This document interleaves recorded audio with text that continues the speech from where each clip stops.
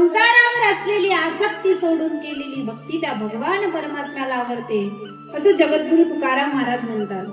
मग महाराजांना नवविधा भक्ती मान्य नाहीत का हो? असंही आपल्याला म्हणता येणार नाही, कारण जाणी भक्तीचा जिव्हाळा तो जी दैवाचा पुतळा।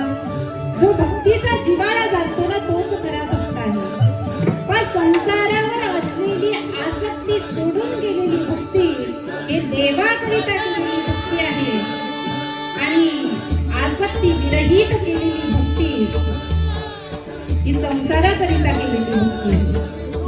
पण संसारामध्ये राहून आम्ही सुद्धा भक्ती करतो आणि संत महात्मे सुद्धा भक्ती करतात, परंतु त्यांच्या भक्तीमध्ये आणि आमच्या भक्तीमध्ये फरक आहे।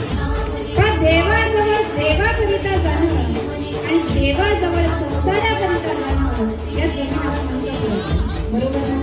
मंदिरात किती गर्दी आहे याला महत्त्व नाही, मंदिरात दर्शनाकरिता किती गेले